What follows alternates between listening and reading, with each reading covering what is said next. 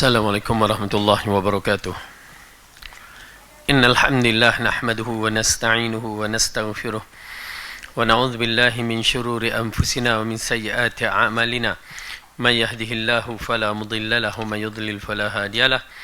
Asyhadu an la ilaha illallah wahdahu la syarika lahu wa asyhadu anna Muhammadan 'abduhu wa rasuluhu amma ba'du. Fa inna khairal kalami kalamullah wa khairal huda huda Muhammadin sallallahu alaihi wasallam. Syarrul umuri muhdatsatuha wa kullu muhdatsatin bid'ah wa kullu bid'atin dhalalah wa kullu dhalalatin finnar. Alhamdulillah, pertama kita rafakkan syukur kita kepada Allah yang telah mengumpulkan kita dalam majlis ilmu, yang telah memberikan kita kekuatan dan kesihatan untuk berada dalam majlis yang penuh bermanfaat ini. Berdalilkan Rasulullah mengisyaratkan kepada kelebihan penuntut ilmu. Man salaka tariqan yaltamasu fihi ilman sahalallahu lahu tariqan ilal jannah. Barang siapa yang berusaha untuk menuntut ilmu, maka Allah akan permudah baginya jalan ke syurga. Dan itulah yang kita harapkan, kerana perjalanan kita memang sukar untuk masuk syurga. Jadi dengan adanya jalan-jalan dan ruang-ruang yang begini, kita teruskan usaha kita untuk menjadi penuntut ilmu yang terbaik. Dan bila kita berbicara menuntut ilmu, ya, ingat kita bukanlah macam imam-imam yang terbesar di zaman dahulu, ya, tetapi kena ada adab-adab menuntut ilmu, ya. Rasanya Syekh Dr. Kamilin Jamilin telah menerangkan beberapa ada adab penuntut ilmu. Kita lihat ianya amat penting bagi mereka yang bersungguh-sungguh, kerana menuntut ilmu itu nama lagi menuntut. Jadi dia kena bersungguh-sungguh baru dapat. Kalau tak, kita takkan dapat. Yalah, bagi mereka yang tak mampu nak hadir sekadar mengadap di TV ke di gadget masing-masing, kita katakan mudah-mudahan Allah pemudahkanlah, tapi jagalah ada adab sana. Jangan sambil tu makan nasi yang mentang-mentang ustaz tak nampak dia duduk kat rumah dia makan nasi lemang apa semua siap, ya. Itu bukan dapat ilmu, itu dapat makan. Okey, jadi menuntut ilmu kena fokus. Baik, kita telah bicarakan pada surah An-Nazi'at yang berkaitan dengan malaikat-malaikat, dan kita dalam menghayati dalam surah ini, kita melihat Allah telah menceritakan beberapa nama malaikat yang perlu kita lihat hukum beriman dengan malaikat. Kita dah terangkan bahawa hukum beriman dengan malaikat di dalam rukun iman yang 6. Dia berada di dalam rukun iman yang 6 itu, beriman dengan para malaikat. Dan cara kita beriman dengan para malaikat mestilah dengan dalil-dalil. Kerana apa? Dia adalah makhluk yang Allah cipta lain daripada yang lain, dan dia termasuk dalam makhluk yang ghaib. Allah jadikan dari an-nur, dari cahaya, maka dia dijadikan dalam bentuk yang unik, bentuk yang ghaib, dan mereka itu di kalangan mereka adalah malaikat yang rapat dengan Allah kedudukan mereka. Yang disebutkan malaikat al-muqarrabun, malaikat yang rapat dengan Allah, malaikat yang terpilih, malaikat yang agung. Dalam konteks kita beriman kepada para malaikat, pertama sekali apa yang paling penting, mesti ada nas, apa yang datang melalui Al-Quran, apa yang datang dalam As-Sunnah, kita beriman. Jangan banyak bicara. Okey? Beriman. Allah kata ada malaikat ni, adalah. Allah kata bilangan dia berapa, begitulah kita. Jangan kata kenapa ya Allah sebut 19 bilangan malaikat yang jaga neraka Jahannam, yang mengawal tu. Siapa kita nak masuk urusan Allah, kan? Dia kesnya bila Allah berbicara as-sam' wa ta'ah. Itu pasal dalam isu suka mengaitkan bab agung ni, kan. Agung dah buat keputusan, siapa kita nak mempertikaikan? Dia dah buat keputusan melalui segala-gala jalan yang digunakan. Ya, as-sam' wa ta'ah jelah tinggal. Okey, kenapa nak keluar? Kenapa nak memberontak? Kenapa nak mendemonstrasi? Maka jadilah kita khawarij bila kita buat begitu. Okey, baik. Dalam beriman kepada Al-Quran, beriman kepada para malaikat, asas yang penting, ya, dalaman. Tanpa banyak bicara, as-sam'u wa ta'ah. Kami dengar dan kami patuh. Itu beriman dengan para malaikat. Bagaimana rupa malaikat, jangan bicara. Apa yang diterangkan pada dalil, itu sahaja kita beriman. Yang lain-lain serahkan ilmu kepada Allah. Ya. Dan kita kena tahu bahawa malaikat ini adalah makhluk yang tidak pernah berdosa dengan Allah. Mereka akan lakukan apa yang Allah arahkan. Berapa banyak malaikat hanya Allah yang mengetahui, tetapi kita tahu 70,000 yang datang di Baitul Ma'mur, ya, pada tiap-tiap hari dia keluar 70,000 yang lain datang, tanpa 70,000 yang keluar tu datang balik. Pada tiap-tiap hari, seperti mana yang disebutkan pada hadis. Kita beriman, jangan tanya bagaimana. Apabila Rasulullah mengatakan para malaikat berada berbaris, saf-saf malaikat, dikatakan betulkan saf di dalam solat seperti saf para malaikat. Ya, berarti mereka dalam keadaan begitu di sana sebahagian malaikat.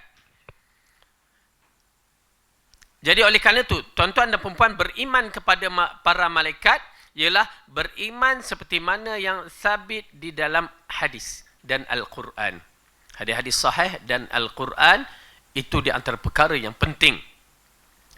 Dan beriman dengan malaikat yang kehebatannya luar biasa daripada makhluk manusia dan makhluk jin. Dia lain daripada yang lain. Cukup kelajuan dia adalah kelajuan cahaya.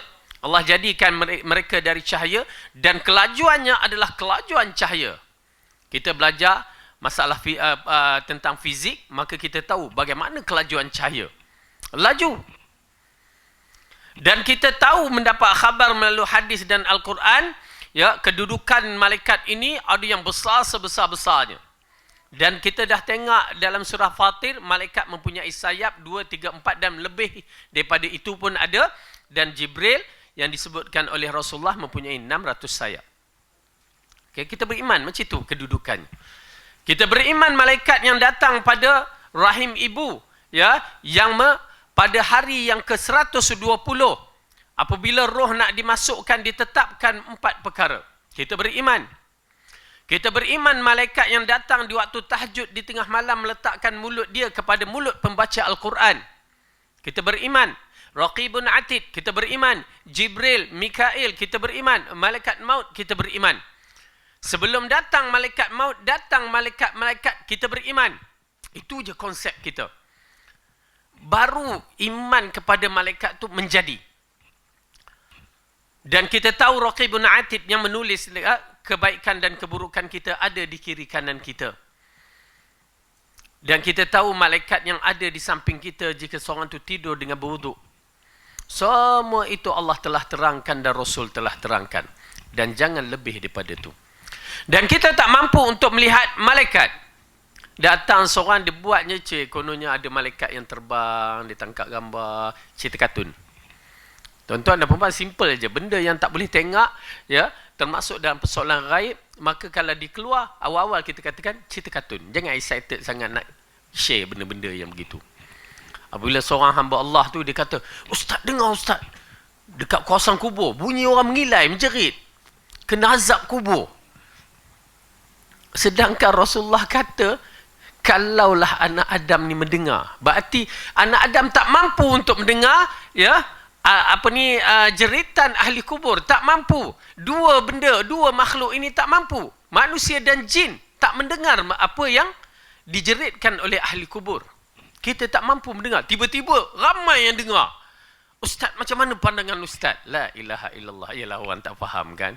Awal-awal kita kata, Rasulullah kata tak dengar, tiba-tiba orang boleh kata dengar. Siapa mereka? Ya, kita beriman dengan Rasul. Di situ datang, oh ya ke? Literally dia delete kan. Okey. Jadi benda-benda yang begitu berlandaskan keimanan, dalil-dalil daripada Al-Quran dan As-Sunnah. Baru jadi. Itu pasal bila kita membicarakan persoalan mati, orang dah mati itu lain. Dia mesti ada dalil daripada Al-Quran dan As-Sunnah. Kerana kehidupan dalam perut bumi tak sama dengan kehidupan di atas bumi ini. Lain sangat-sangat. Okey, baik. Jadi, pada ayat ni kita melihat beberapa malaikat dan kita cuba tengok di dalam Al-Quran beberapa malaikat yang disebutkan. Di antaranya yang disebutkan dalam Al-Quran, nama-nama malaikat yang masyhur ialah malaikat Jibril dan Mikail. Ya, yang disebutkan dalam surah Al-Baqarah. Bahkan setengah ulama mengatakan ada beberapa yang wajib kita ketahui. Kita katakan kenalah tahu sedikit sebanyak tentang malaikat ni. Jangan tak tahu terus. Paling kurang kita tahu malaikat maut tu, alhamdulillah. Ini malaikat maut pun dia tak tahu, kan? Baik. Di antaranya yang disebutkan dalam surah Al-Baqarah,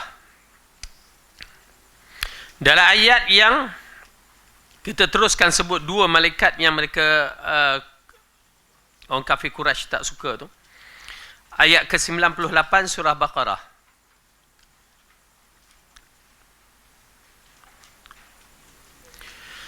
A'udzu billahi minasy syaithanir rajim. Man kana aduwwan lillahi wa malaikatihi wa rusulihi wa Jibril wa Mikala fa innallaha aduwwun lil kafirin. Barang siapa yang menjadi musuh Allah, musuh malaikat-malaikat, rasul-rasulnya, musuh Jibril dan Mikail, maka sesungguhnya Allah adalah musuh orang-orang kafir. Ya, mereka musuh kepada Jibril. Ya, macam mana Syiah musuh kepada Jibril kerana katakan wahyu tu asalnya turun kepada Ali tapi dia turun kepada Muhammad. Dia marah pada Jibril. Ya, na'udzubillah. Nampak dah kekufuran ni dia jadi bingung, bodoh kan. Kalimah tu tak baik disebut tapi begitu jadinya. Okey. Jadi di sini nama dua malaikat ini disebut Jibril dan Mikail. Okey. Dan mereka ada peranan masing-masing dan dikatakan empat malaikat ini adalah malaikat yang terbesar, Jibril, Mikail, Israfil dan satu lagi malaikat maut. Okey, tak apa. Sebelum kita melangkah lagi, kita tengok lagi. Kemudian disebutkan lagi sebelah surah ini pada ayat 102 tu, ya. A'udzubillahi minasyaitonirrajim.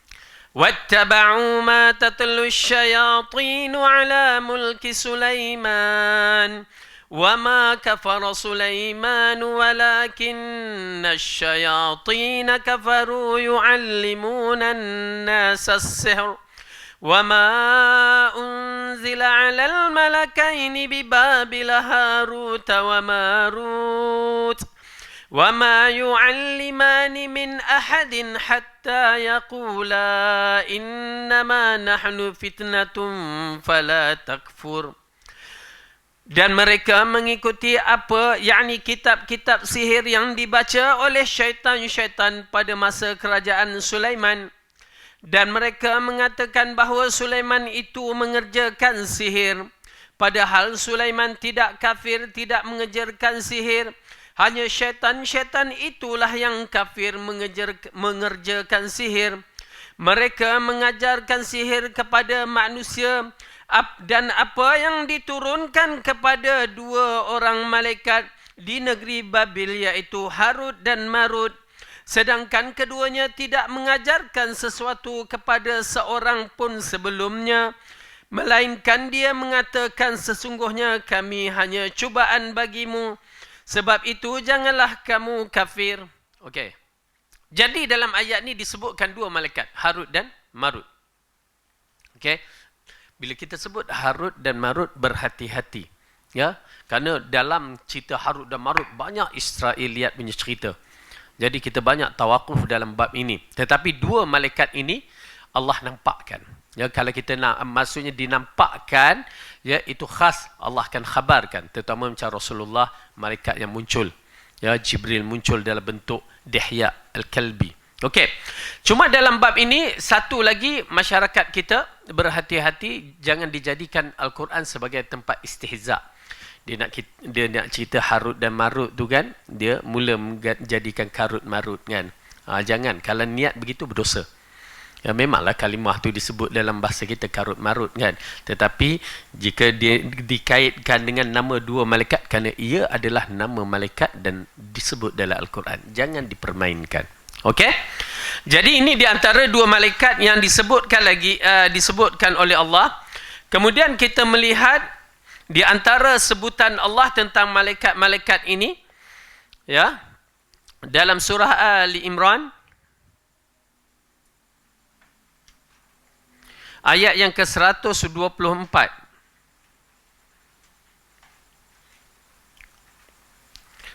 أعوذ بالله من الشيطان الرجيم إذ تقول للمؤمنين ألن يكفيكم أن يمدكم ربكم ب3 آلاف من الملائكة منزلين بلى إن تصبروا وتتقوا ويأتوكم من فورهم هذا يمددكم ربكم ب5 آلاف من الملائكة مسومين.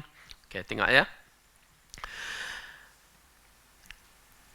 Ketika kamu mengatakan kepada orang mukmin, apakah tidak cukup bagi kamu Allah membantukan kamu dengan 3,000 malaikat yang diturunkan? Lalu mereka mengatakan, ya cukup. Tetapi jika kamu bersabar dan bertakwa dan mereka datang menyerang kamu dengan seketika itu, nescaya Allah menolong kamu dengan 5,000 malaikat yang memakai tanda. Okey. Ini berkaitan peperangan di antara peperangan yang berlaku pada zaman Rasulullah sallallahu alaihi wasallam seperti perang Badar, perang Uhud, yang mana kita menyaksikan Allah menghantar bantuan dia. Berapa disebut di sini? Ya. Kita beriman. Jangan banyak bicara. Jangan tanya kenapa. Allah sikitnya malaikat 70,000. Kenapa macam itu? Bukan kerja kita nak mengiranya. Paling penting kita beriman. Nanti kita akan menyaksikan bagaimana orang yang menziarahi orang sakit. Malaikat 70,000 menanti. Jangan bicara dah. Okey, 70,000. Ya, 70,000. Kita beriman. Okey. Baik, kita tengok lagi di antara ayat-ayat. Di antara ayat-ayat yang Allah ceritakan berkaitan malaikat, kita ringkaskan, kita ambil dalam surah Az-Zumar. Ya, surah Az-Zumar, surah ke-39.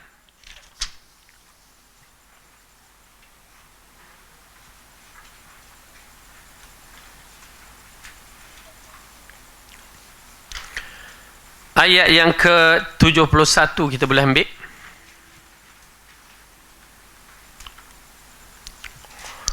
A'udzu billahi minasy syaithanir rajim.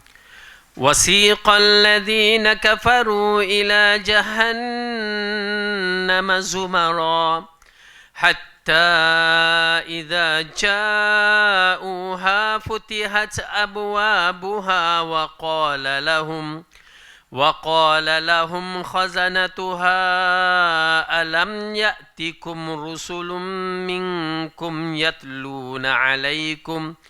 يتلون عليكم آيات ربكم وينذرونكم لقاء يومكم هذا. Okay. Dalam ayat ni Allah mengatakan orang-orang kafir dibawa ke neraka jahanam berombong-rombongan pula. Sehingga apabila mereka sampai ke neraka itu dibukakan pintu-pintunya dan berkatalah kepada mereka penjaga-penjaganya, adakah belum pernah datang kepadamu rasul-rasul di antaramu yang membacakan kepadamu ayat-ayat Tuhanmu dan memperingatkan kepadamu akan pertemuan hari ini. Okey. Dalam bab itu, kat mana malaikat? Penjaga-penjaganya. Kerana syurga dijaga oleh para malaikat dan neraka pun dijaga oleh para malaikat. Okay? Tetapi dalam neraka beginilah malaikat tegur. Tak pernah datang kepada kamu. Okay. Kemudian ayat 72 pula. Ayat 73. Wasiqal ladzina taqaw rabbahum ilal jannati zumara. حتى إذا جاءوها وفتحت أبوابها وقال لهم خزنتها سلام عليكم طبتم فادخلوها خالدين. Dan orang-orang yang bertakwa kepada Tuhannya dibawa ke dalam syurga berombong-rombongan pula. Sehingga apabila mereka sampai ke syurga itu sedangkan pintunya telah terbuka. Dan berkatalah kepada mereka penjaga-penjaganya, kesejahteraan dilimpah atasmu. Berbahagialah kamu, maka masukilah syurga sedangkan kamu kekal di dalamnya. Okey, ini di antara penjaga-penjaga ahli syurga. Ya, penjaga-penjaganya adalah malaikat yang menyambut kedatangan kita. Tuan-tuan dan puan-puan, berita gembira untuk kita. Jadi berusahalah untuk memiliki syurga yang terbaik ini. Dan paling menarik ayat yang terakhir, kita lihat. وَتَرَى الْمَلَائِكَةَ حَافِّينَ مِنْ حَوْلِ الْعَرْشِ يُسَبِّحُونَ بِحَمْدِ رَبِّهِمْ وَقُضِيَ بَيْنَهُمْ بِالْحَقِّ وَقِيلَ الْحَمْدُ لِلَّهِ رَبِّ الْعَالَمِينَ. Dan kamu yakni Muhammad akan melihat malaikat-malaikat berlingkar di sekeliling arash bertasbih sambil memuji Tuhannya, dan diberikan keputusan di antara hamba-hamba Allah dengan adil, dan diucapkan segala puji bagi Allah Tuhan semesta alam. Tuan-tuan dan puan-puan, kalimahnya cukup bagi saya, cukup melambangkan kehebatan Allah, keagungan Allah sewaktu berlaku peristiwa ni. Para malaikat berada di sisi arash Ar-Rahman dalam keadaan mengelilingi, ya, bertasbih memuji Allah, dan Allah berada di atas arash waktu itu. Kita melihat satu kerajaan yang cukup agung, cukup hebat. Saya beriman dengan ayat ini, ya. Saya bila baca ni memang terasa. Kita nak gambar tak boleh, tapi terasa satu keagungan yang begitu hebat yang dimiliki oleh Allah. Ya, malaikat dalam keadaan khusyuk, dalam keadaan merendah diri, memuji Allah, ya. Waktu itulah kerajaan yang agung Allah tunjukkan kepada kita. Baik. Kemudian di antara pula ayat-ayat yang mengisyaratkan berkaitan dengan malaikat ini seperti yang disebutkan dalam surah Al-Mudaththir. Surah yang ke-74.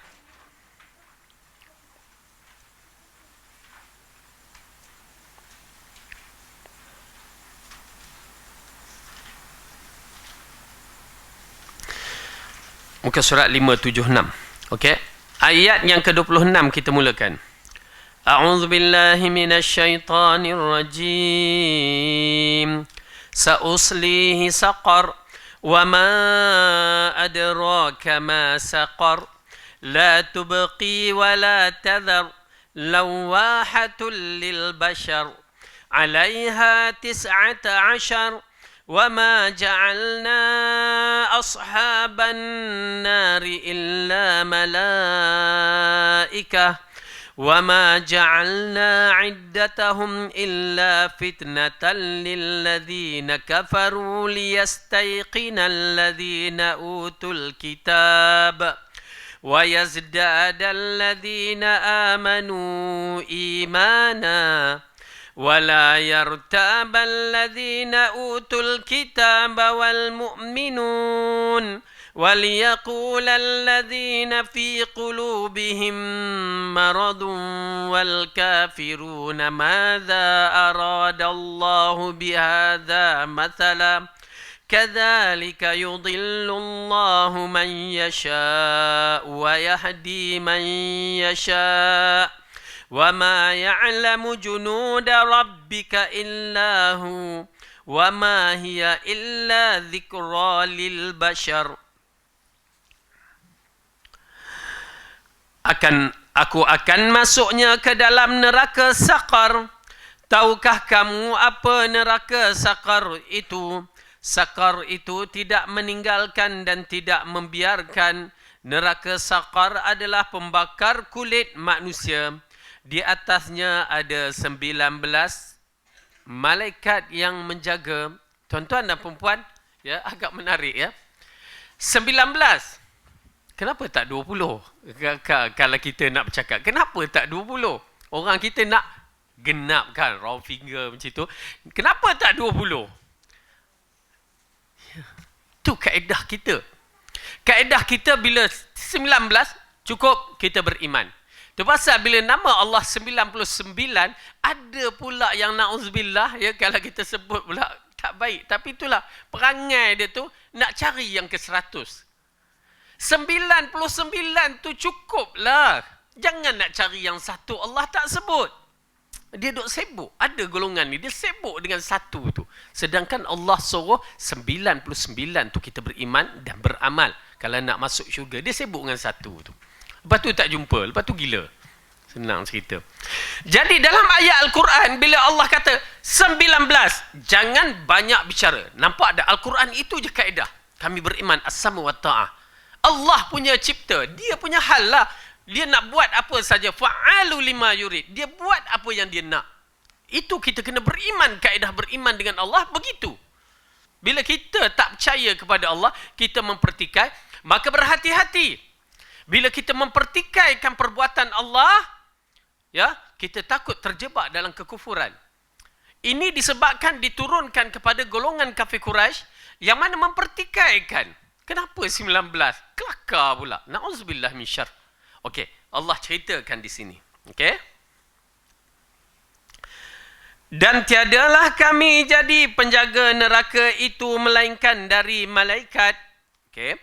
Dan tidaklah kami menjadikan bilangan mereka itu 19 tadi melainkan untuk jadi cubaan bagi orang-orang yang kafir, supaya orang-orang yang diberikan Alkitab menjadi yakin dan supaya orang yang beriman bertambah imannya. Nampak tak? Nombor yang ganjil 19 itu rupanya hikmah tang situ. Orang yang tak setuju dia akan kafir. Apa Allah bagi nombor 19? Itu kafir. Mempertikaikan apa kerja buat Allah. Itu pasal tuan-tuan dan perempuan, bila Allah mengatakan Ar-Rahmanu ala arsyistawa, beriman. Jangan banyak bicara, jangan mentakwil gini-gini. Beriman dahulu. Kerana orang yang pandai dalam bahasa Arab itu Rasulullah. Dan wahyu diturun kepada Rasulullah. Dia tak bicara, dia isbatkan, kita isbat. Habis cerita. Tapi bila kita mula mempertikaikan, na'udzubillah, berhati-hati.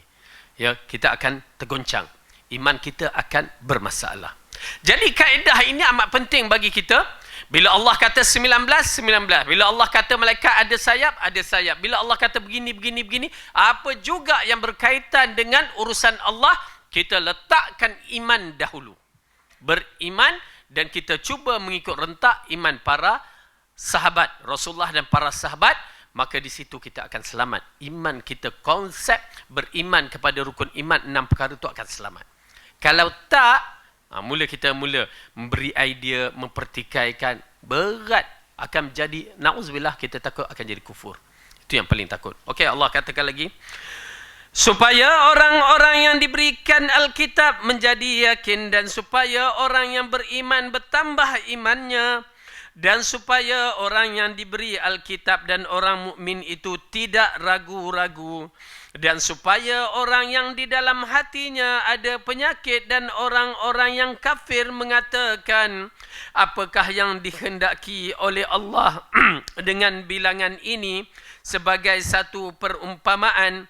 Demikianlah Allah menyesatkan orang-orang yang dikehendakinya dan memberi petunjuk kepada siapa yang dikehendakinya, dan tidak ada yang mengetahui tentera Tuhanmu melainkan Dia sendiri, dan saqar itu tidak lain hanya peringatan bagi manusia. Okey, cantik. Bila Allah mengatakan begitu, ya, orang yang masalah hatinya mempertikai. Kenapa perumpamaan yang begitu Allah bagikan? Tuan-tuan dan perempuan, kita akan menyaksikan dalam Al-Quran perumpamaan, berbagai perumpamaan yang kita rasa macam tak logik. Allah bagi perumpamaan lalat. Allah bagi perumpamaan nyamuk. Allah bagi perumpamaan anjing yang terjelir-jelir lidah. Tuan-tuan dan perempuan, beriman saja cukuplah. Jangan banyak kainah kita. Jangan kenapa Allah bagi begini, kenapa Allah bagi ini. Cantik. Tuan-tuan dan perempuan, cantik. Itulah iman. Iman yang diajarkan oleh Rasulullah pada sahabat Nabi yang berbagai-bagai itu, daripada hamba abdi sampai yang paling hebat, yang mempunyai kepimpinan yang besar, sama je konsep dia. Beriman tanpa banyak bicara. Itu pasal para sahabat Nabi adalah jilul Quranil Farid, generasi Quran yang unik. Unik. Mereka tu seolah-olah robot kepada Al-Quran. Allah kata begitu, as-samu wa ta'ah. Allah kata begini, as-samu wa ta'ah. Dia tak bercara dah. Ini Allah kata, sami'na wa ta'ana. Subhanallah, kita nakkan iman kita begitu terhadap Al-Quran. Beriman kepada hadis Rasulullah begitu. Tanpa banyak bicara. Jadikan kita generasi yang robot kepada Al-Quran dan hadis. Kena ada. Kalau tak, jangan harap kalimah radhiyallahu anhu pada diri kita tu boleh dapat. Para sahabat telah memiliki hanya as-sam'u wa ta'ah, as-sam'u wa ta'ah. Ajib. Kalau kita melihat Ibnu Umar, ketaatan dia mengikut ittiba'ur Rasul, sampai kita kata, dia ni gila ke? Begitu. Kenapa? Dia mengikut rentak Rasulullah. Rasulullah letakkan seluar dia di paras betis tu. Bila Rasulullah wafat, mereka kata, turunkanlah. Dia kata, wallahi aku takkan turun di mana Rasulullah dah letak. Subhanallah. Ittiba'. Dia keluar kat mana Rasulullah keluar. Ya. Dia berjalan. Kalau dia berjalan tu, dia pernah melihat Rasulullah lalu kawasan tu, dia akan lalu kawasan tu. Dan dia pernah melihat Rasulullah buang air, dia akan pergi ke tempat tu. Kalau dia tak mampu buang air, sekadar dia bertinggung sahaja. Kalau zaman ni kita akan kata gila. Tetapi itulah ittiba' yang menjadikan pegangan kita bahawa mengikut Rasulullah dalam berbagai bentuk. Tuan-tuan dan perempuan, mereka adalah golongan yang mendapat radhiyallahu anhu. Dikatakan bahawa Imam Malik rahimahullah sewaktu berada di Madinah, dia tidak memakai kasut. Dikatakan begitu. Kerana apa? Dia mengharapkan di mana tapak kaki Rasulullah pernah kijak, dia mengharapnya kaki dia pun pernah mengijak di mana tapak kaki Rasulullah sallallahu alaihi wasallam. Radhiyallahu anhum, mereka adalah para ulama yang hebat. Ya. Dan kita perlu hidupkan iman dan ittiba' begitu terhadap Rasulullah sallallahu alaihi wasallam, terhadap Allah. Jadi tuan-tuan dan perempuan, ini di antara gambaran Allah ceritakan orang yang bermasalah, dia akan mempertikaikan hukum Allah. Tak setuju, tak apa, tak boleh. Tuan-tuan dan perempuan, letakkan Allah keadaan kedudukan yang tinggi, kedudukan yang besar dalam jiwa kita. Melebihi tuanku, daulat tuanku, ya, melebihi agung, melebihi. Kalau pada agung kita menghormati dengan penghormatan yang besar, kedudukan yang kita hormat, dan kita tidak boleh berbicara dengan biadab, ya, dan kita merasakan agung memang tinggi dalam jiwa kita. Bagi saya tinggi. Dia adalah pemimpin yang as-sam'u wa ta'ah dalam ketaatan. Itu yang saya kata, kalau agung mengarahkan saya berjalan dari selatan Malaysia ke utara Malaysia, saya akan patuh. Kerana dia pemimpin selagi tidak melanggar syarak. Ya, kena patuh. Benda yang ma'ruf, saya akan patuh. Benda yang tak ma'ruf tu, kita akan tolak lah. Tapi, saya meletakkan agung adalah raja dan dia adalah pemimpin yang mesti kita taat. Akur. Kalau tidak, kita akan jadi khawarij. Simple je. Mana yang mengkritik, mana yang menentang, mana yang demonstrasi, berkata, berbicara, mempertikaikan, mereka adalah ciri-ciri khawarij. Ya. Beradab dengan pemimpin, adab dengan pemerintah. Itu dia. Ya, amat menarik. Saya amat menarik dalam bab ini, dan saya memang yalah agung, dulu yang maha mulia, kedudukannya tinggi bagi saya. Dan bila kita resapi, kita fikir balik, subhanallah kan. Hari yang dalam seminggu kita tidak ada PM, lepas tu bila hari dipanggil seorang-seorang, tengok bagaimana mereka menghadap agung, lepas tu bila dibaca watikah satu persatu, ya, ucapan dijaga, cara berjalan tu, nak buka, nak penutup, semua ada. Ya, itu adab dengan agung. Betapa besar kedudukan agung, dan Allah lagi besar. Bila kita dapat menerapkan perasaan kehormatan kita pada agung, ya, kepada pemimpin kita, terapkan keagungan kita kepada Allah lebih daripada segala-galanya. InsyaAllah iman kita akan bertambah. Tuan-tuan dan perempuan, tengok. Kalau tuan-tuan dan perempuan faham kaedah bertemu dengan agung dan kaedah bertemu dengan Allah, ya, kita akan merasakan iman itu akan diperbaharukan, bahawa Allah adalah segala-galanya. keagungan milik Allah. Di situ datang kerinduan, kebanggaan kita bertuhankan Allah. Kita rasa bangga dan kita rasa kita akan mempertahankan Allah, mempertahankan agama kita yang mulia ini. Okey, baik.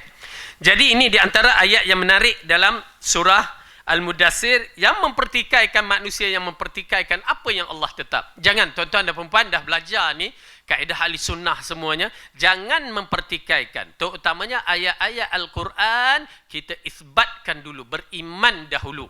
Kemudian lihat penafsiran-penafsiran mengikut generasi yang terbaik, para sahabat tabi'in dan tabi'in. Ya, ikut rentak-rentak yang begitu, baru kita akan merasakan iman kita kuat. Iman kita bertambah dan kita yakin kepada Al-Quran. Ya, itu konteks beriman dengan Al-Quran penting. Ya, kerana ini kalam Allah. Beriman, letakkan dalam jiwa kita, Al-Quran itu besar kedudukannya. Tapi masalah kita tak nak letak, kita letak dunia lebih besar. Ya, na'udzubillah, syar. Baik, ala kulli hal kita masuk balik dalam surah ni. Kita mulakan balik. Demi malaikat-malaikat yang mencabut nyawa dengan keras, dan kita telah huraikan. Dan malaikat-malaikat yang mencabut nyawa dengan lemah lembut, dan malaikat-malaikat yang turun dari langit dengan cepat, dan malaikat-malaikat yang mendahului dengan kencang, dan malaikat-malaikat yang mengatur urusan dunia. Okey, ini di antara perkara yang menarik. Allah ceritakan kedudukan beberapa malaikat termasuk dalam menguruskan dunia. Namun begitu tuan-tuan dan puan-puan, walaupun malaikat ini muqarrabun, di antaranya Jibril alaihissalam, yang disebutkan juga Mikail, yang disebutkan juga Israfil, beberapa malaikat yang agung dan besar ini, kita kena faham elok-elok, ya, akidah ahli sunnah wal jamaah, walau malaikat tu hebat macam mana, bila kita meminta bukan kepada malaikat, ya, meminta kepada Allah. Ya, minta kepada Allah. Kalau kita minta kepada malaikat, syirik. Tak ada beza macam mana kita minta kepada benda-benda yang selain daripada malaikat tu.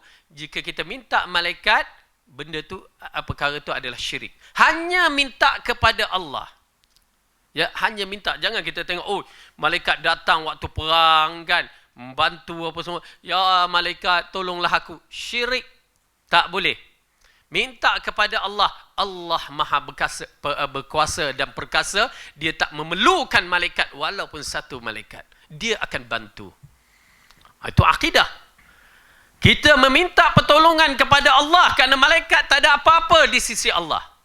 Allah tak memerlukan malaikat. Hatta Allah tak memerlukan kita. Oleh kerana itu kita meminta pertolongan daripada Allah. Kenapa? Kuasa adalah milik Allah dan dia akan beri kepada kita apa yang dia kehendaki. Okey. Jadi dalam bab ini kita melihat malaikat-malaikat yang berbagai-bagai. Ya, berbagai-bagai, dan dia mengaturkan urusan dunia yang terakhir berlaku pada bulan Ramadan. Ya, tak lama lagi ke? Lama lagi Ramadan. Berapa lama lagi? Sebulan. Ingat tak tahu pula kan. Lama lagi, setengah tahun lagi. Okey. Ala kulli hal, bulan Ramadan pada Lailatul Qadar dia akan turun berdalilkan ayat Quran yang pernah kita baca dahulu, ya, dalam surah Al-Qadar. A'udzubillahi minasyaitonirrajim. Bismillahirrahmanirrahim. Inna anzalnahu fi Lailatul Qadr wa ma adraka ma Lailatul Qadr. Lailatul Qadri khairum min alfi syahr. Tanazzalul malaikatu warruhu fiha biizni rabbihim min kulli amr. Salamun hiya hatta matla'il fajr. Sesungguhnya kami telah menurunkan Al-Quran pada malam kemuliaan. Dan tahukah kamu apakah malam kemuliaan itu? Malam kemuliaan itu lebih baik dari 1000 bulan. Pada malam itu turun malaikat-malaikat dan malaikat Jibril dengan izin Tuhannya untuk mengatur segala urusan. Malam itu penuh kesejahteraan sampai terbit fajar. Dengan arti kata lain bahawa para malaikat, ya, para malaikat turun. Hatta Jibril selepas wafat Rasulullah SAW dia tidak turun, melainkan pada malam Lailatul Qadar, seperti mana yang ulama terangkan. Itu pun dengan biizni Rabbi, dengan izin Tuhan. Okey, cantik. Dalam ayat ini mengisyaratkan kepada kita ya bahawa malaikat-malaikat mengaturkan urusan. Bagaimana itu kita beriman sajalah, jangan bicara apa yang dia atur, bukan kerja kita. Beriman, Allah arahkan malaikat menyusunkan apa yang ada di bumi. Subhanallah. Kemudian Allah mengatakan, okey. Dan malaikat yang mengatur urusan dunia. Okey, kemudian Allah mengatakan Yauma tarjufur rajifah tatba'uha ar-radifah qulubun yawma idzin wajifah absaruha khashi'ah yaquluna a inna lamarduduna fil hafirah a idza kunna 'idhaman nakhirah qalu tilka idzan karratun khasirah fa innama hiya zajratun wahidah fa iza hum bis-sahirah. Sesungguhnya kamu akan dibangkitkan pada hari ketika tiupan pertama menggoncangkan dunia. Tiupan pertama diiringi oleh tiupan kedua. Hati manusia itu pada waktu itu sangat takut. Pandangannya tunduk. Orang-orang kafir berkata, apakah sesungguhnya kami benar-benar dikembalikan kepada kehidupan yang semula? Apakah akan dibangkitkan juga apabila kami telah menjadi tulang belulang yang hancur lumat? Mereka berkata, kalau demikian itu adalah suatu pengembalian yang merugikan. Sesungguhnya pengembalian itu hanya dengan satu kali tiupan sahaja. Maka dengan serta-merta mereka hidup kembali di permukaan bumi. Baik, apabila ayat ini dikaitkan dengan gegak gempita yang besar yang dimaksudkan dalam bab ayat ini, ya, yauma tarjufur rajifah tatba'uha ar-radifah, sesungguhnya kamu akan dibangkitkan pada hari ketika tiupan pertama menggoncangkan alam. Tiupan pertama diiringi oleh tiupan kedua. Ibnu Abbas berkata keduanya adalah tiupan sangkakala, yakni yang pertama dan yang kedua. Demikianlah pendapat Mujahid, Al-Hasan, yakni Hasan Al-Basri, Qatadah dan Dahaq. Okey, baik. Jadi ayat ini, di sinilah datang tentang apa yang ulama mengatakan bahawa tiupan sangkakala, istilah bahasa Melayu kita, sangkakala, ya, kegoncangan yang besar akan berlaku sebanyak 2 kali. Walaupun ada yang mengatakan 3, yang paling tepat yang kita lihat adalah 2 kali. Pertama, tiupan yang menghancurkan alam semesta. Tiupan yang menghancurkan alam semesta, kita dah bicarakan pada surah-surah yang lepas, Al-Qari'ah, surah-surah apa ni yang berkaitan dengan kiamat. Itu dia, kegoncangan yang pertama. Dan tuan-tuan dan puan-puan, kita renung, kita duduk menung fikirkan bagaimana kehancuran alam semesta berakhir dengan kita berada di atas angkasa raya, tidak ada tempat hendak kita letak kaki kita. Bumi dah hancur. Ya, kita berada, lepas tu datang planet-planet berlaga dan kita berada di tengah-tengah itu. Hancur, hancur tuan-tuan dan puan-puan, hancur. Sehingga hancur sehancur-hancurnya. Yes.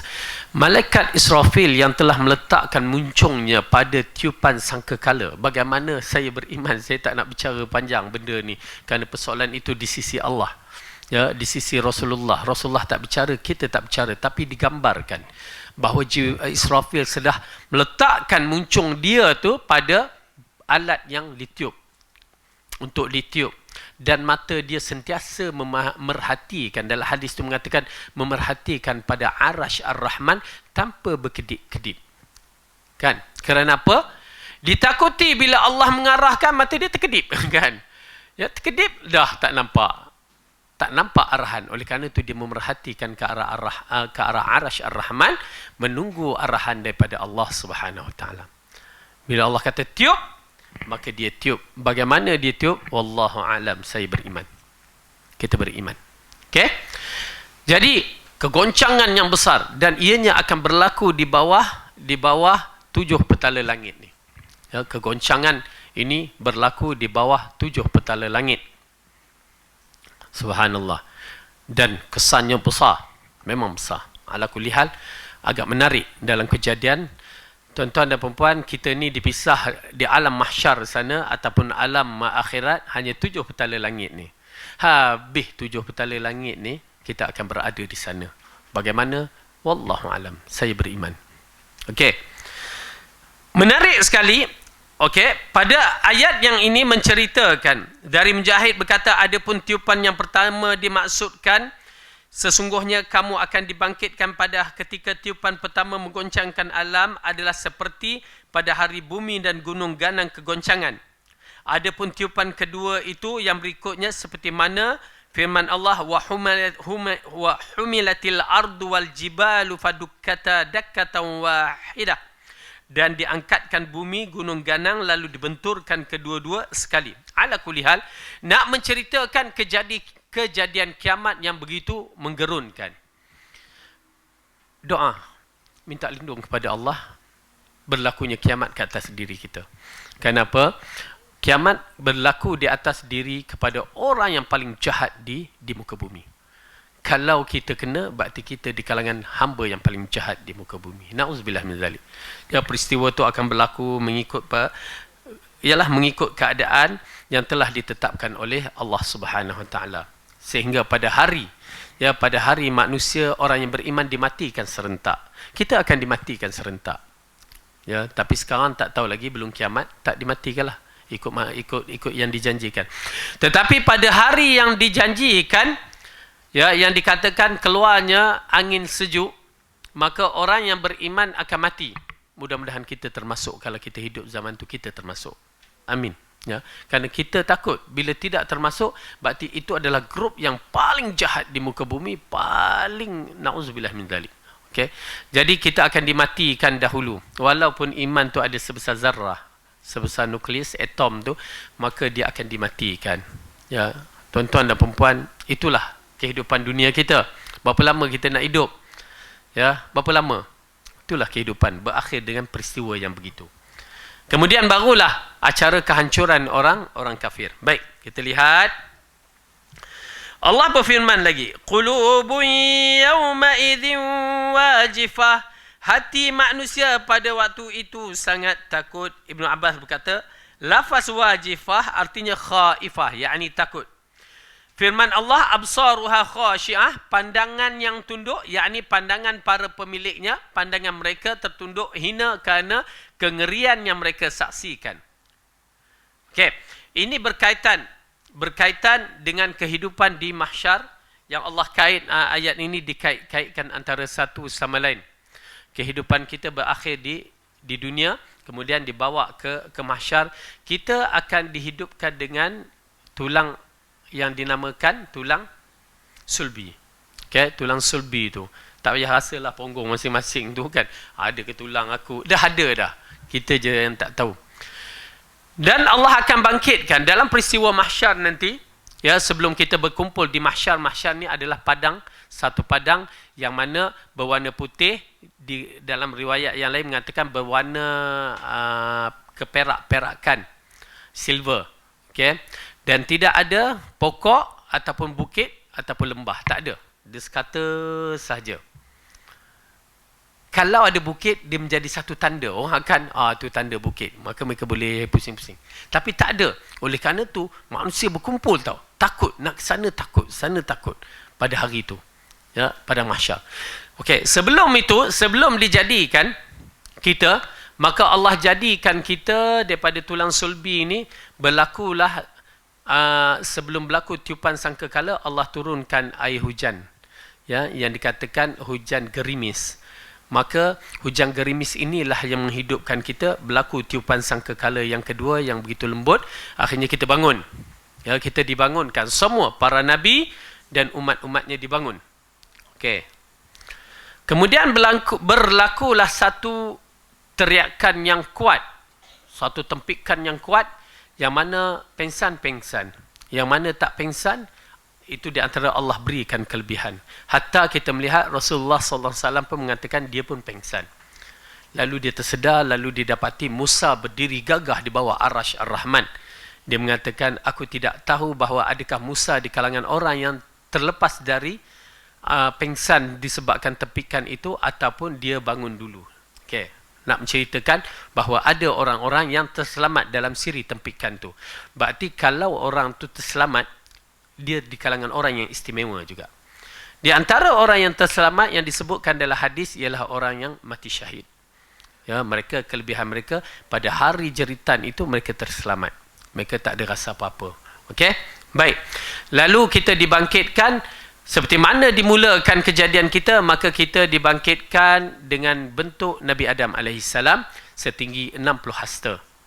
Tinggi 60 hasta. Lelaki dan perempuan sama. Dan pada hari itu, orang-orang yang diubahkan sedikit. Teknologi macam mana tu? Tuan-tuan dan perempuan, saya bila bicara tentang mahsyar, saya beriman teknologi canggih berada di sana. Bagaimana Allah keluarkan cahaya di muka dia, zoom. Keluar cahaya iman tu. Bermula daripada cahaya iman tu dikeluarkan. Seorang terkeluar. Kemudian keluar cahaya wuduk, kemudian cahaya uban dan cahaya-cahaya yang Allah nak berikan, maka terkeluar. Maka berubah, keadaan mula berubah. Yauma tabyaddu wujuhum wa taswaddu wujuh. Pada hari Allah putihkan muka dan Allah hitamkan muka dan Allah putihkan muka. Itu semua iman belaka. Kemudian muncul amalan-amalan soleh, amalan-amalan yang tak soleh, muncul apa yang berlaku, tenggelamnya mereka dalam peluh masing-masing. Semuanya berlaku di mahsyar tu. Ya, sementara nak mendapat hukuman daripada Allah tu dah kena hukum berbagai-bagai. Na'udzubillah min zalik. Kita minta lindung kepada Allah. Kemudian Imam Ibn Katsir mengatakan absaruha khashi'ah, ya, menundukkan pandangan. Sudah tentu pada hari yang menggerunkan itu menundukkan pandangan. Firman Allah, yaquluna a inna lamarduduna fil hafirah. Orang kafir berkata, apakah sesungguhnya kami benar-benar dikembalikan kepada kehidupan yang semula. Orang kafir masih tidak beriman. Tapi kalau kita lihat kepercayaan mereka, mereka percaya kehidupan balik sebahagian mereka. Yang macam kepercayaan Hindu. Ya, Hindu percaya ada kehidupan. Tetapi kehidupan itu bukan alam akhirat. Dia muncul selepas beberapa ratus tahun, dia hidup balik di muka bumi ini. Dengan orang yang sama, bentuk yang sama, tapi zaman yang berbeza. Itu kepercayaan mereka. Dan kepercayaan orang-orang, wallahualam, orang Cina tu, dia percaya bahawa ada kehidupan sana yang mana kepercayaan itu tidak sama dengan kepercayaan kita beriman dengan kehidupan akhirat. Hatta kalau kita menyaksikan macam National Geographic bila dia buat galian-galian tu, dapati apa manusia zaman-zaman kuno dulu, di antaranya mereka jumpa apa dia? Manusia itu dikelilingi macam pembesar-pembesar, raja-raja dikelilingi dengan harta-harta. Ya, emas-emas, belian apa semua. Kerana kepercayaan mereka bahawa mereka akan hidup di tempat yang lain, mereka akan bawa harta-harta tu. Dengan arti kata lain, masyarakat zaman dahulu pun percaya, setengah golongan percaya akan kewujudan alam selepas kematian. Namun, kita sebagai seorang yang beriman, kita mengikut seperti mana yang diajarkan oleh Allah dan Rasul. Berbeza, kefahaman kita berbeza. Memang ada kewujudan alam akhirat. Tetapi cara mereka lain. Cara kita berpandukan kepada Quran dan Sunnah. Baru kita selamat. Kalau tidak, tuan-tuan dan perempuan, kita akan hadapi banyak masalah. Itu yang datang bila seorang tu mati. Dia acara-acara dia. Dia datang, okey, waktu mati tu, ya, sebelum mati dah banyak benda dah. Sebelum kita tu mati pula. Sebelum seorang tu mati, kan, kita dah tahu orang tu nazak. Setengah masyarakat kita mulalah baca ni. Okeylah, kita katakan sebaik-baiknya doa untuk si mayat tu, si orang yang nak mati tu. Laqinu mautakum. Ya, kita ikut cara sunnah Rasulullah. Kerana orang nak mati tak sama dah dengan kita yang sihat walafiat. Orang yang nak mati dah nampak malaikat. Orang yang nak mati nampak beberapa perkara digambarkan kepadanya. Kita tak nampak. Malaikat maut duduk di sebelah di bahagian kepala pun kita tak tahu. Ya. Kita pun tak takut. Betul tak? Waktu dia nak mati, ada kita takut malaikat maut. Pasal kita tak nampak. Saya menyaksikan dalam peristiwa tu waktu saya di Mekah kan. Baru pada 2 tahun lepas, seorang perempuan tu nak mati. Kan? Nak mati. Subhanallah kan. Dia memang ada penyakit. Ya, lepas tu dia nak pergi dan ialah dia bercita-cita nak mati di sana agaknya. Wallahualam. Habis menunaikan haji. Masya Allah. Itu memang penghormatan yang besar lah. Dalam keadaan dia sakit kanser, yang ni sakit dalaman, di antara sifat sakit yang baik, dah berubat tak boleh, dia pergi ke Madinah kan, mati di Madinah. 2 hari lagi nak balik Malaysia dia mati. Subhanallah kan. Alhamdulillah dia bersama-sama grup MKM yang melakukan ya ibadat-ibadat kita haji ni mengikut cara sunnah kan. Alhamdulillah. Tapi waktu dia nak mati tu, saya datang pasal orang dah sibuk, saya sebagai mutawif waktu tu ya. Saya masuk dalam bilik dia tu, suami dia tengah mengucap. Dia bukan mengajar la ilaha illallah, dia mengajar mengucap asyhadu an la ilaha illallah, asyhadu anna Muhammadar Rasul. Abang kata bukan macam tu kan. Ajar la ilaha illallah. Perempuan ni dah nazak. Kan? Subhanallah. La ilaha illallah. Ajar macam tu je. La ilaha illallah. La ilaha illallah. Ya. Dalam berapa minit, tak sampai 3 minit, 2 minit macam tu je. Dah nampak kaki dia dah mula menarik kan. Bila seorang tu dah nak mati, memang acara-acara tertentu bagi orang dah biasa dia akan nampak. Ya. Macam kita tak nampak lah sangat pasal tak biasa. Tetapi mereka-mereka ni nampak dah. Tapi saya nampak kaki dia tu dah mula menarik kan. Tapi kita dalam keadaan kelang kabut waktu tu, cuma minta teruskan ajar la ilaha illallah. Kita keluar dan sibuk-sibuk telefon, mereka panggil ustaz. Oh dia. Dah tak ada dah. Subhanallah, dalam 2-3 minit. Tapi kita rasa Masya Allah, kita jadi seronok disebabkan amalan-amalan dia tu kira Masya Allah bersih. Mudah-mudahan Allah ampunkan dosa dia, Allah berikan syurga padanya. Sampai ditanam di Baqi', sahabat-sahabat kita baca khutbah. Ya, khutbah peringatan, Alhamdulillah. Jadi yang penting dalam bab ini, ya, kematian itu dalam keadaan yang baik. Itu yang kita nak.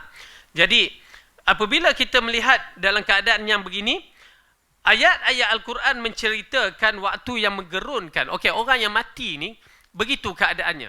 Tuan-tuan dan puan-puan boleh faham tak? Bila mati, dia dah berpisah alam dunia. Kita ambil alam perut ibu, sama tak dengan alam kita sekarang? Tak sama, confirm tak sama. Siapa kata sama tu memang tak belajar biologi. Okey? Tak sama. Mereka hidup melalui pernafasan. Dari mana datang pernafasan dalam air ketuban yang penuh tu? Macam mana dia bernafas? Macam mana dia makan membesar? Ya, semua melalui tali perut. Ya, tali pusat, tali perut pula kan. Tali pusat. Semua tu berlaku begitu. Dia makan begitu. Dan orang yang dah mati ni, dia dah tak makan. Tetapi Allah bagi rezeki yang Allah sebut. Rezeki yang bagaimana? Jangan bicara. Jangan kata makan macam kita kot. Bila kita kot, ya, ada kalimah kot tu berat. Ya. Kalimah kot tu prasangka kita berat kerana kita masuk ke alam yang memerlukan dalil. Kita tak ada fakta dalam bab tu melainkan dalil.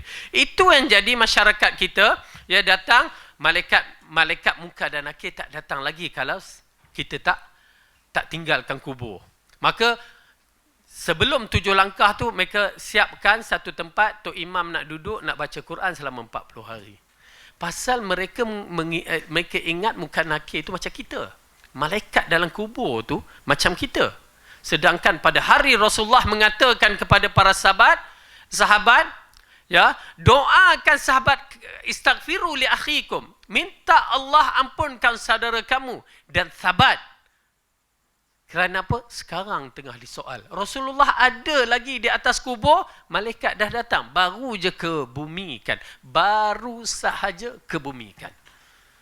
Tiba-tiba kita guna akal kita, malaikat macam kita. Okey, malaikat tak datang lagi tu sebab apa? Kita belum 7 langkah melangkah. Kita duduk baca Quran 40 hari.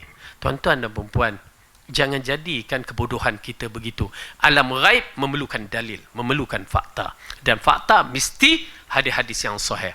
Itu belum lagi. Okey, pecah 1 minggu, pecah perut ke? Dia ada tempoh-tempoh berapa hari pecah perut, lepas tu buat kenduri. Ya, pernah. Oh, tuan-tuan ni sunnah. Saya ni bukan sunnah dulu. Ikutlah program tu. Pecah perut. Kemudian pecah mata. Dia ada pecah-pecah tu. Pecah perut, pecah mata. Yang last yang tahu pecah tabung. Duit habis buat kenduri kan. Pecah tabung. Nauzubillah. Kita jadikan benda-benda yang begitu sebagai agama. Sedangkan bila kita melihat ulama' menerangkan kenduri arwah itu adalah unsur-unsur, apa dia? Ratapi. Meratap kepada mayat. Maka bila kita ada unsur meratap kepada mayat, mayat diseksa. Setiap kali kita buat berunsur ratapan, mayat diseksa. Berarti kita tidak membantu mayat tu. Lebih baik kita berdoa, confirm Allah akan bantu kepada mayat tu. Lebih baik anak-anak soleh yang berdoa, lagi cantik. Lebih baik dengan sedekah jariah itu berlaku, maka itulah yang menjaminkan dia di antara hamba-hamba yang terbaik di dalam kubur. Wallahu a'lam bisawab. Okay, cukup sampai di sini. Mudah-mudahan ya Allah berikan kita keimanan yang tinggi terhadap Allah. Kita beriman kepada para malaikat dan kita beriman kepada Al-Quran ini. Allah tambahkan iman kita dan jadi kita hamba-hamba yang terbaik. Aqulu qawli hadza wa astaghfirullahu li wa lakum. Assalamualaikum warahmatullahi wabarakatuh. Subhanakallahumma bihamdika asyhadu